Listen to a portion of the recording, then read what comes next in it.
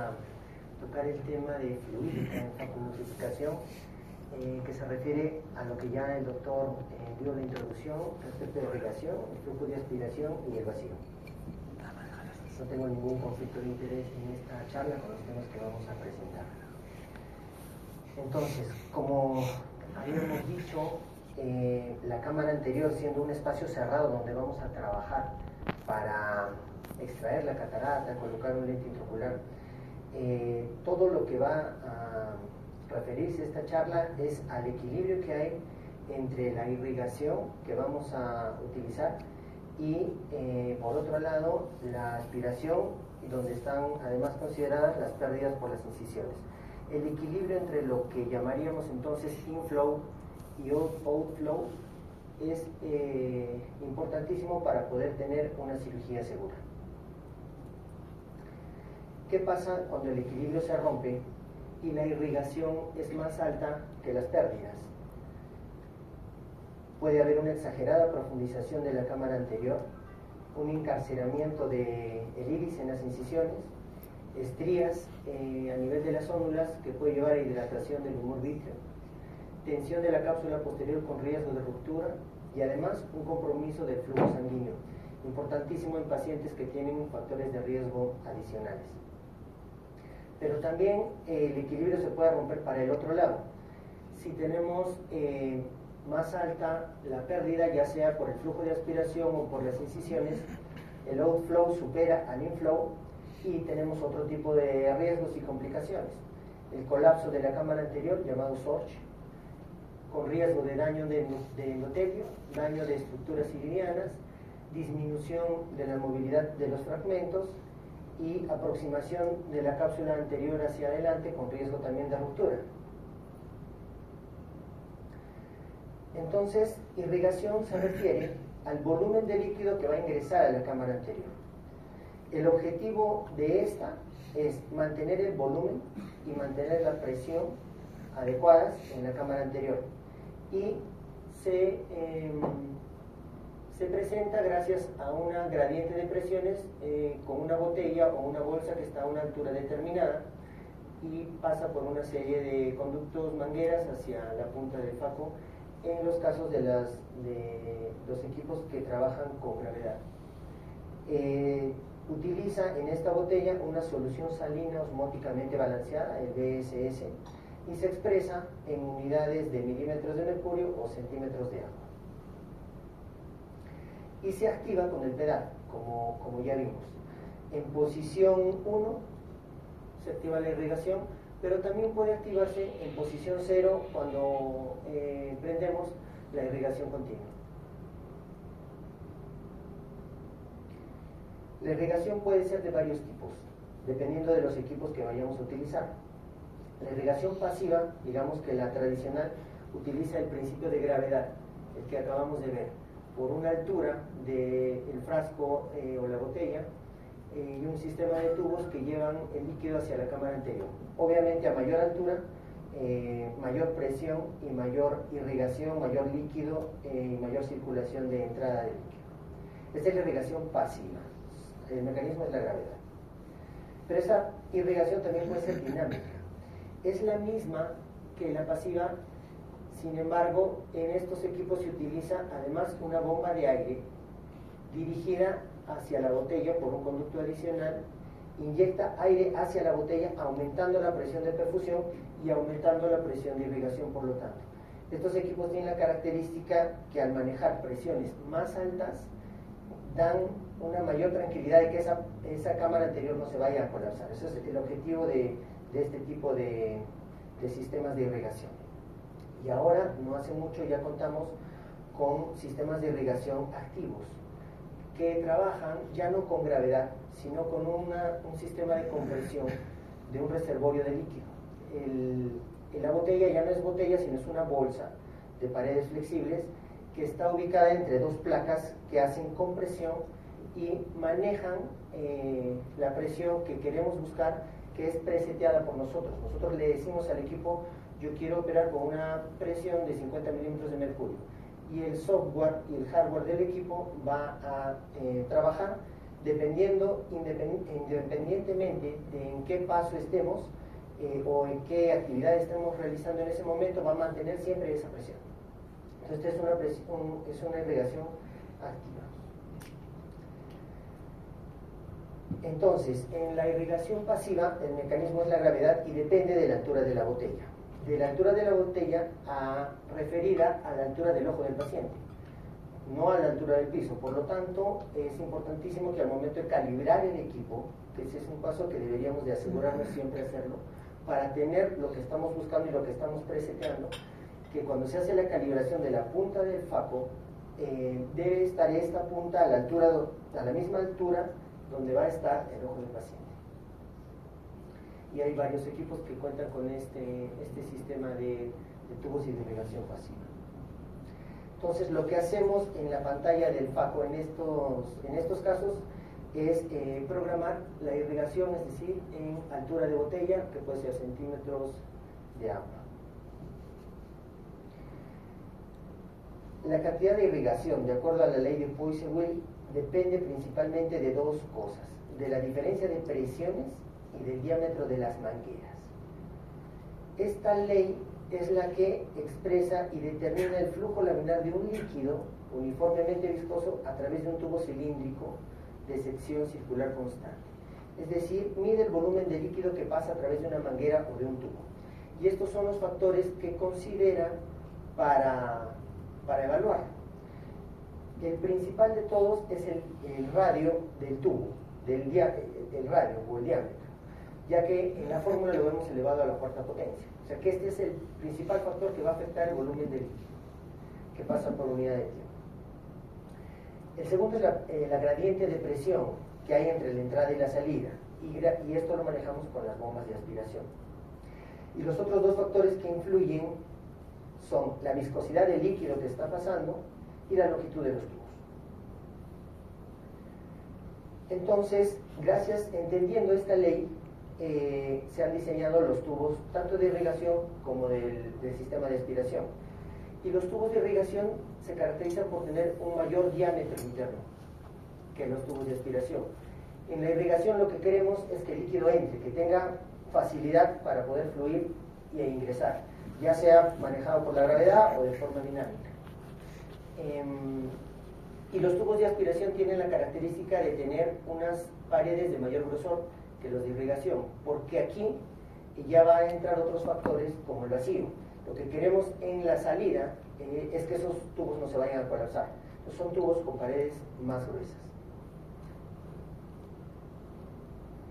Entonces, en un sistema de irrigación, teniendo el pedal en cero, la válvula de irrigación está cerrada, entonces la presión en la cámara anterior solamente va a depender de la presión atmosférica por arriba y de la presión vítrea por debajo. No hay circulación de líquido, por lo tanto la presión en la cámara anterior no depende del equipo y tiene un incremento de cero. Cuando ya activamos el pedal para irrigación, ya sea en la posición 1 o en irrigación continua, la válvula de irrigación se abre y empieza a actuar el sistema de irrigación, y la presión en la cámara anterior ya va a depender del equipo y de la altura de la botella. Existe una relación para esto. Por cada 15 centímetros de altura que aumentemos, va a incrementarse 11 milímetros de mercurio la presión intraocular. En el ejemplo aquí en la imagen, 45 centímetros de altura de la botella programadas nos dan unos 30 milímetros de mercurio de presión. En los casos de irrigación dinámica, llamada también hiperpresurizada, esta bomba de aire de la que hablamos es dirigida hacia la botella, inyecta aire hacia la botella para aumentar la presión, y en un paso solamente de irrigación vamos a tener una presión constante porque no hay aspiración, pero presiones muy altas. La presión va a aumentar bastante. Y en los casos de irrigación activa, como habíamos dicho, estas dos placas que están presionando la bolsa que contiene el BSS, compensa los cambios de presión que hayan en el ojo a lo que nosotros hayamos programado. Entonces, en la pantalla de estos equipos que cuentan con irrigación dinámica, lo que programamos es la presión. Aquí no programamos altura de botella, a pesar que estamos usando botella. Lo que programamos es la presión. ¿Qué presión objetivo yo quiero tener dependiendo de qué cirugía tengo, en qué paso de la cirugía estoy, cómo es el ojo del paciente? Sin embargo, el equipo, para hacerlo amigable también, como muchos estamos acostumbrados a usar alturas de botella, nos muestra la equivalencia de lo que sería la altura de botella con la presión que nosotros estamos programando. Entonces, en la fluídica activa se detecta el flujo de aspiración, la presión de irrigación y el vacío, y los compensa para mantener la presión objetivo seleccionada por el cirujano. El segundo factor sería el flujo de aspiración. Se refiere al volumen de fluido que circula a través de la línea de aspiración del vacuumulsificador. Entonces, la irrigación por un tubo independiente y la aspiración por otro. Extrae el líquido y los fragmentos de cristalino emulsificados de la cámara anterior y se expresa en centímetros cúbicos por minuto. Para tener un flujo de aspiración necesitamos entonces las bombas de aspiración.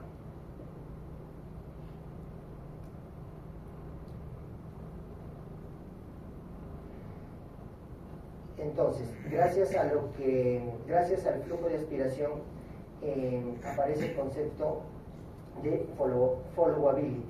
Es la tendencia de que todo lo que está en la cámara anterior, fragmentos del cristalino y líquido y a veces algunas otras estructuras, vayan a moverse hacia la punta del vacuumulsificador. Al aumentar el flujo de aspiración, estamos aumentando esta capacidad de atracción que es followability, pero también estamos aumentando la velocidad de los sucesos. Esto puede ser bueno o puede ser peligroso. Aumenta la eficacia de la cirugía porque los fragmentos de cristalino van a atraerse más fácilmente, pero también puede aumentar los riesgos, por ejemplo, en los últimos pasos de la vacuumulsificación con los fragmentos finales. Entonces, saber manejar lo que decía el doctor Torres, saber manejar los parámetros, saber en qué estamos preseteados, si tenemos una velocidad de atracción alta, tener más cuidado, por ejemplo, en los últimos pasos con los fragmentos finales. En la fluídica dinámica, como decíamos, con irrigación tenemos presión continua, solamente activada irrigación, presión estable, alta. Y cuando activamos, además de la irrigación, la aspiración, empieza a bajar la presión intraocular. Como hemos empezado con presiones muy altas, el hecho de que baje al momento de empezar a aspirar no nos va a ocasionar un shock porque todavía estamos manteniendo presiones relativamente altas. Y el tercer concepto es el vacío. Vacío se refiere a la diferencia de fluido entre dos puntos distintos. En vacuumulsificación se refiere a la fuerza que determina la salida del fluido en la línea de aspiración. Se expresa en milímetros de mercurio y sirve para mantener los fragmentos del cristalino en la punta del faco, permitirnos emulsificar la catarata. Entonces, al presentarse la oclusión y continuar funcionando la bomba, se ocasiona una presión negativa y se ocasiona lo que llaman el holding power, que es el fragmento sostenido en la punta del vacuumulsificador. Y eso, al mantenerse la aspiración y ser emulsificado el fragmento, perderse la oclusión, se activa la aspiración de los fragmentos.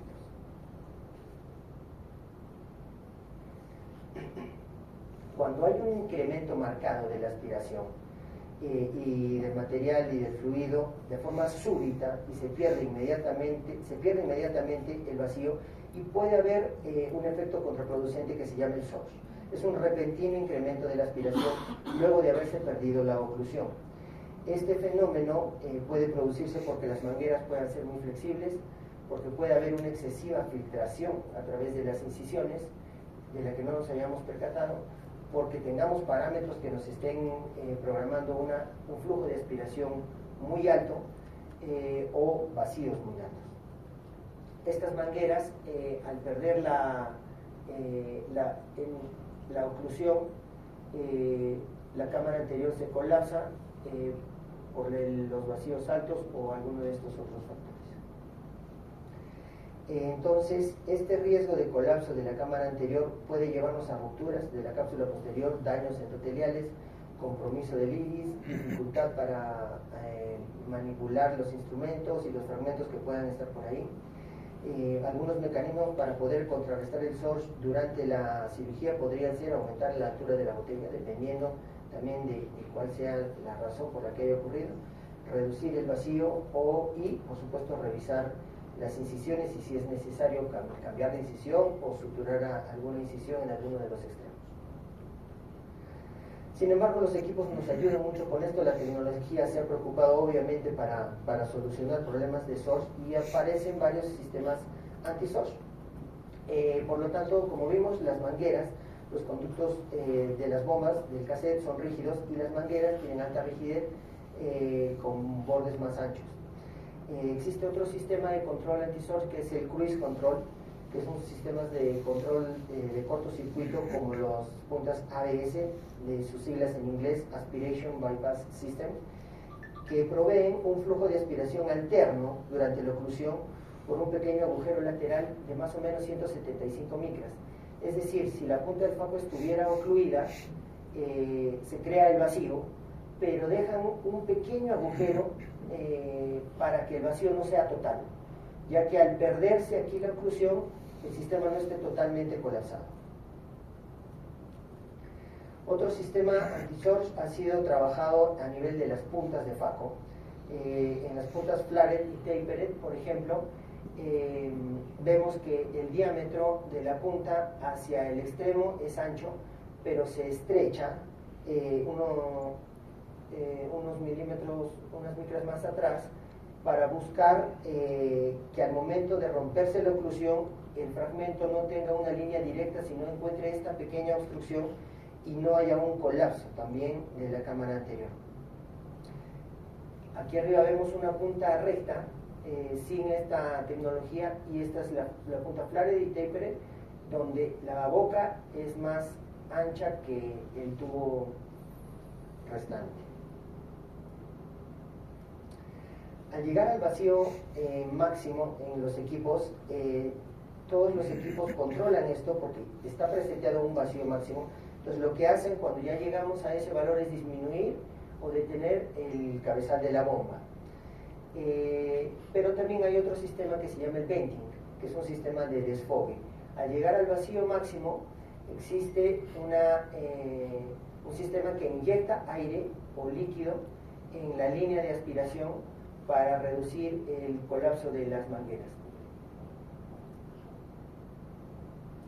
Estas es las características del equipo Centurion con el que, digamos, yo puedo tener más experiencia, y ha integrado varios de estos programas para controlar la fluídica y evitar el SORS, darnos una mayor estabilidad de cámara anterior. Tiene en la punta de la pieza de mano un sensor que indica al hardware y al sistema que necesita ajustes para mantener la presión intraocular. Hay un sensor de presión de riesgo que detecta los cambios de la estabilidad a medida que se producen. Tiene una tecnología que ellos llaman Quick Back, que es lo que vimos, es un sistema de venting que libera líquido en la línea de aspiración. Y además lo que llaman tecnología de fluídica activa, como vimos, la bolsa entre las dos placas que regula la presión de irrigación, el flujo de irrigación.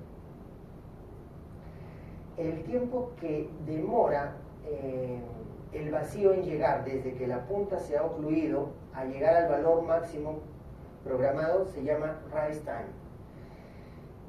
Depende directamente de la velocidad de la bomba. Cuando tenemos un flujo de aspiración bajo, el rise time va a ser largo, va a demorar más en llegar al máximo vacío ya estando ocluida la punta. Y cuando tenemos un flujo de aspiración programado alto, el rise time va a ser corto, y esto nos va a mejorar la capacidad de atracción de los fragmentos. Algunos equipos ya cuentan entonces con un sistema para poder modificar este rise time a nuestra necesidad. Permiten cambiar esta rata de flujo de aspiración, que es decir, la velocidad de la bomba, luego de que la punta ha sido ocluida. Permiten acortar o alargar el rise time dependiendo de lo que nosotros quisiéramos en un porcentaje dado. De esta manera mantienen el sostén, el holding power, y pudiendo incrementar significativamente su efectividad sin aumentar los riesgos de la misma. Entonces, el rise time, si lo programáramos en 0, no estamos cambiando nada de los parámetros. Si le vamos dando valores positivos, vamos aumentando en 25, 50 o hasta 100% el porcentaje de ajuste de la tasa de flujo de aspiración. Pero también podemos ponerlo negativo si quisiéramos hacer esa dinámica de flujo más lenta. Tendríamos una cirugía, digamos que más segura, más lenta. Va a depender mucho de, no solo de la experiencia, no solo de la comodidad de cada uno, sino también del ojo que tengamos, del tipo de paciente, de las complicaciones o el tipo de catarata que pueda tener. Aquí les quiero mostrar un comparativo entre dos equipos en color amarillo, un equipo que trabaja con fluídica por gravedad, y en este color medio rojo, digamos, uno que trabaja con fluídica activa como el Centurión. Ambos están programados con un flujo de aspiración de 30 centímetros por minuto, un vacío de 400 milímetros de mercurio con estas puntas. El equipo que está programado con fluídica por gravedad está seteado a 105 centímetros de agua, y el de fluídica activa, el Centurión, a 82 centímetros de agua. Entonces, ¿cómo se comportan estos equipos al momento de activar la irrigación?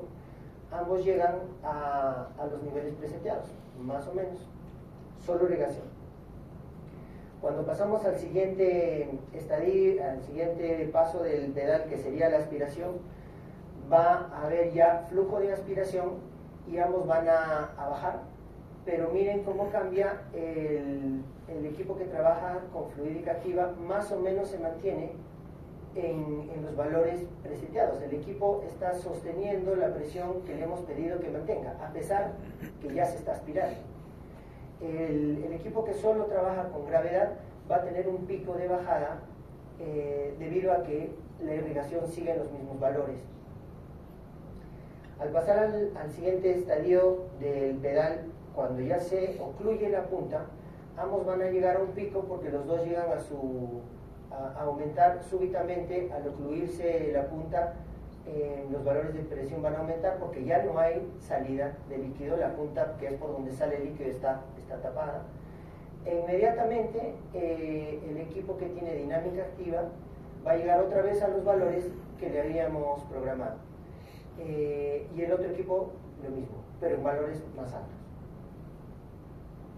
Y luego de perderse la oclusión, ambos también bajan, e inmediatamente el equipo con fluídica activa vuelve otra vez a los valores preseteados, que le cuesta más al equipo con fluídica por gravedad llegar a los valores superiores.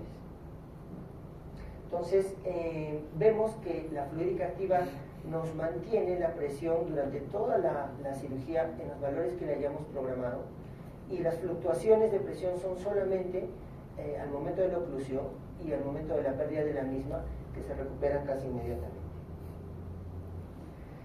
¿De qué nos sirve esto? Esto va a ser muy importante en muchos casos, en general en todas las cirugías, pero sobre todo en casos donde tengamos síndromes de floppy iris, iris flexible, pacientes con glaucoma que son más sensibles a cambios de presión ocular, que ya tienen un daño a nivel de nervios ópticos y de circulación. Cuando tenemos ómulas débiles no queremos fluctuaciones de presión intraocular. En casos de síndrome de pseudoexfoliación, pacientes diabéticos que ya también tienen problemas vasculares, va a darnos una cirugía mucho más segura.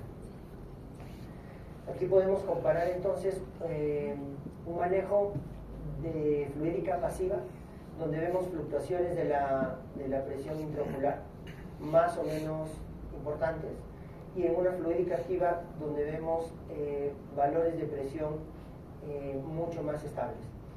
Y aquí empieza a aparecer lo que estaba el laboratorio planteándonos en estos últimos días. Si sabemos que tenemos una presión más o menos estable, ¿por qué operaríamos en valores de 50, 60 milímetros de mercurio y por qué no operaríamos en valores más fisiológicos si el equipo nos lo va a mantener estable?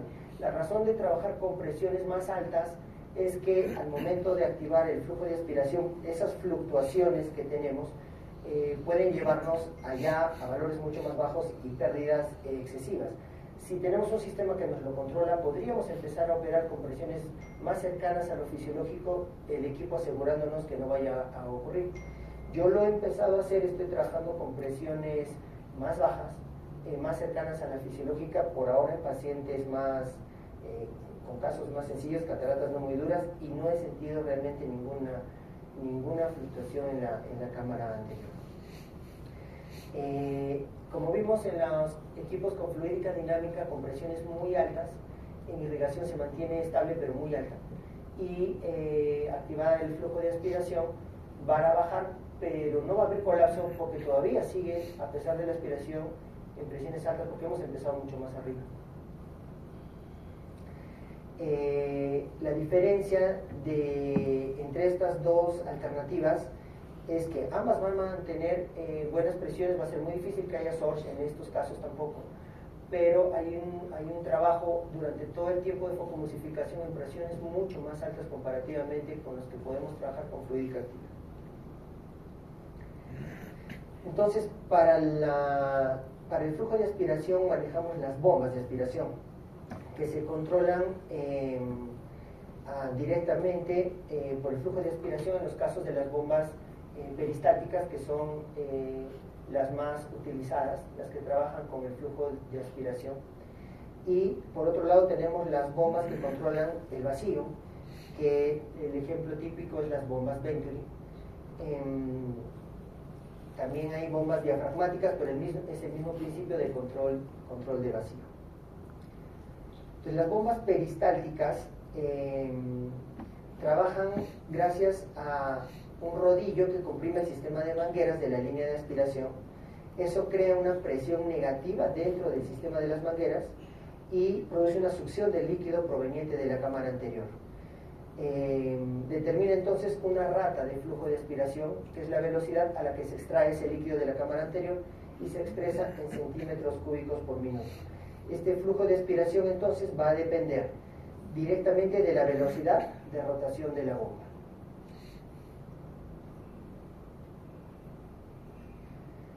Estas bombas entonces controlan directamente el flujo de aspiración, pero también generan un vacío de forma indirecta. Cuando estamos con la punta desocluida, existe una aspiración. Si activamos una aspiración rápida y agresiva, va a haber algunos niveles de vacío que no han sido programados, pero son secundarios de forma indirecta que se generan si aumentamos el flujo de aspiración. Si la oclusión es parcial en el puerto de aspiración, va a haber un vacío generado indirectamente que ya va a ser algo mayor, pero va a llegar a su máximo valor de vacío cuando se ocluye totalmente la punta. Entonces, el nivel de vacío en las bombas peristálticas va a depender del grado de oclusión, del diámetro de la línea de aspiración y del máximo nivel de vacío que le hayamos preestablecido al equipo. Entonces, las bombas peristálticas permiten programar tanto el flujo de aspiración como el flujo de vacío. Los podemos programar independientemente, pero lo que decíamos, tenemos que conocer muy bien el equipo y qué es lo que queremos. Tiene que haber una relación entre el flujo de aspiración y el vacío. Si vamos a aumentar bastante el flujo de aspiración, que ya va a haber una charla más adelante para eso, tiene que tener relación con el vacío que vamos a buscar. Entonces, en fluídica pasiva, cuando pasamos a posición 2 y 3 del pedal, activada ya la bomba, la válvula de irrigación abierta, pero la punta ocluida, empieza a activarse el sistema de irrigación, la proporción de lo que dijimos, dependiendo de la altura de la botella o del sistema dinámico, y la presión en la cámara anterior va a depender del equipo por la altura de la botella. Cuando la punta ya no se ocluye en estos estadios de 2 y 3 del pedal con la válvula abierta, la punta está abierta, la presión ya va a depender tanto de la altura de la botella o del equipo dinámico como del flujo de aspiración y de las filtraciones. A una mayor aspiración vamos a tener una menor presión en la cámara anterior. Las otras bombas con las que contamos son las bombas Venturi. Estas bombas trabajan, son reguladas por el flujo de un gas y están conectadas a una bala de aire comprimido o a una bala de nitrógeno. Entonces, inicialmente ese gas comprimido ingresa por un sistema de compartimientos a gran velocidad y esta presión de aire comprimido genera una gradiente de presión que es lo que llaman el efecto Venturi, y por lo tanto un vacío en el cassette que tiene las características de ser rígido. Este vacío jala conectado al tubo de aspiración, y gracias a esta presión, a este efecto Venturi de gradiente de presión, es que se ocasiona la aspiración. Entonces, en este tipo de bombas, el vacío que genera indirectamente ocasiona también la aspiración, pero lo que nosotros programamos es el vacío. En la medida que controlamos la velocidad del gas que pasa por el sistema, controlamos el vacío que se genera. Se establece en el sistema del equipo y lo controlamos con el pedal. A diferencia de las bombas peristálticas, en este tipo de bombas el flujo de aspiración depende de forma lineal del nivel del vacío y no se puede controlar de manera independiente, están directamente relacionadas. Entonces, en las pantallas de estos equipos no nos ofrecen la programación de aspiración. Ninguno de los parámetros nos permite programar aspiración, solamente el vacío. El flujo de aspiración corresponde más o menos a un tercio del vacío que tengamos en un momento dado. Por ejemplo, si tenemos un vacío programado de 300 milímetros de mercurio, va a ser la tercera parte, es decir, 100 centímetros cúbicos por minuto de flujo de aspiración. Y este vacío se produce aunque la punta no esté ocluida. Es la característica de estos equipos, no necesita tener la punta ocluida para generar vacío, porque lo genera directamente, ese es su principio. Entonces, las bombas Venturi controlan de forma directa el vacío, pero también generan aspiración de forma indirecta. Cuando la bomba funciona, siempre va a haber vacío, y para aumentar la aspiración, si queremos aumentar el flujo de aspiración, tenemos que aumentar el vacío. Solo alcanza el 100% de vacío cuando se ocurre la oclusión de la punta, a no ser que apretemos el pedal al 100% también, aunque no esté ocluida, ¿no? Igual que la bomba peristáltica. Entonces, en el caso de las bombas peristálticas, ¿qué sucede cuando ajustamos el flujo de aspiración? Si queremos aumentar el flujo de aspiración y la punta no está ocluida, lo que vamos a ocasionar es que aumentamos la capacidad de atracción de los fragmentos. Si aumentamos el flujo de aspiración y la punta sí está ocluida, lo que vamos a hacer es aumentar el rise time, esa velocidad que toma desde la oclusión hasta el máximo vacío, es lo que aumentamos en ese caso. Si por otro lado, en la bomba peristáltica, que nos permite programar el vacío independientemente, aumentamos el vacío cuando la punta no está ocluida, no va a pasar nada. Pero si aumentamos el vacío cuando la punta está ocluida, aumentamos el holding power, esa capacidad de sostener los fragmentos en la punta. En los casos de las bombas Venturi, no es posible entonces modificar la aspiración. Sin embargo, ¿qué ocurre cuando aumentamos el vacío y la punta no está ocluida? Aumentamos también la capacidad de atracción y con eso también controlamos el flujo. Y si aumentamos el vacío en una bomba Venturi con la punta ocluida, lo que ocasionamos es lo mismo que en el otro tipo de bombas, aumentamos la capacidad de sostén de los fragmentos. Entonces, las bombas Venturi pueden tener menos posibilidad de source post-oclusión de alguna manera, pueden ser de alguna manera también más útiles para realizar vitrectomía. Son muy buenas para esa capacidad de atracción de fragmentos, el followability. No necesitan oclusión para generar vacío, permiten programar el vacío, no el flujo de aspiración.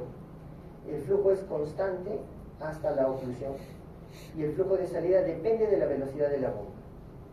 En las bombas peristálticas pueden ser de alguna manera mejores para el esculpido, porque aquí en ese paso de la cirugía no nos interesa que haya vacío.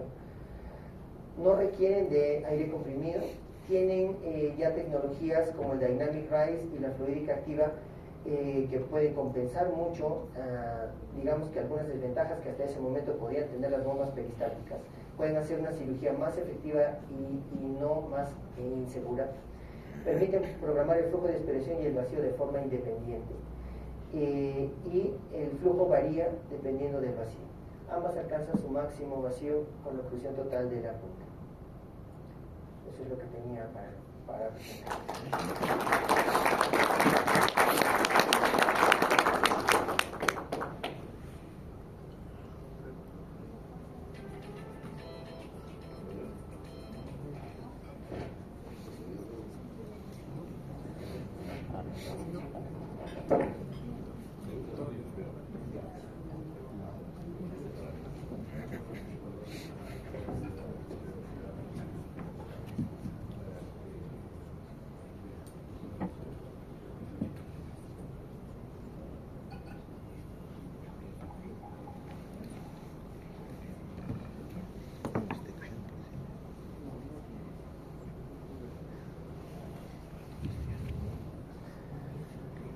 Listo.